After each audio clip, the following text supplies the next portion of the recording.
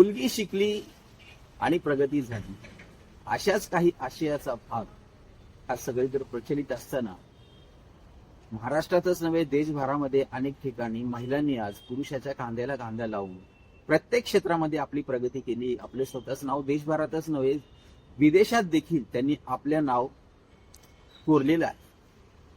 महाराष्ट्रामध्ये देखील अनेक ठिकाणी महिला अधिकारी आहेत. महिला प्रत्येक क्षेत्रामध्ये त्यांनी एक वेगळा पायंडा रचलेला आहे.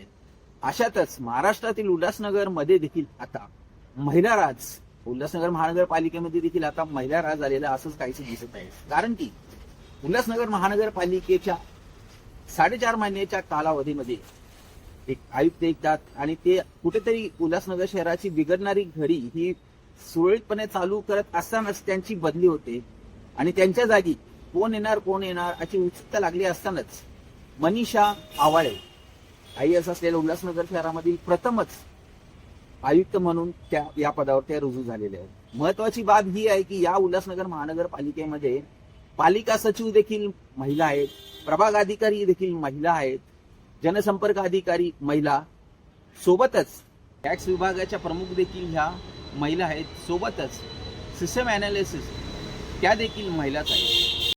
त्याचप्रमाणे राष्ट्रीय नागरी उपजीविका अभियान याच्या देखील ज्या मुख्य आहेत त्या महिला आहेत. सोबतच उल्हासनगर महानगरपालिकेच्या मालमत्तामध्ये देखील ज्या अधिकारी त्या देखील महिला आहेत. याचप्रमाणे उल्हासनगर शहरामध्ये या महानगरपालिकेमध्ये आता सगळ्याची जी बागडोर हातात आहे ती महिलांच्या हातात आहे. त्यामुळेच कदाचित भ्रष्टाचाराला कुठे ना कुठेतरी चाप बसणारच आहे. सन्माननीय आयुक्त मनीषा आवाळे यांनी आता पदभार घेतलेला आहे. अनेक कर्मचारी अधिकारी त्यांना त्यांच्या भेटी घेत आहेत.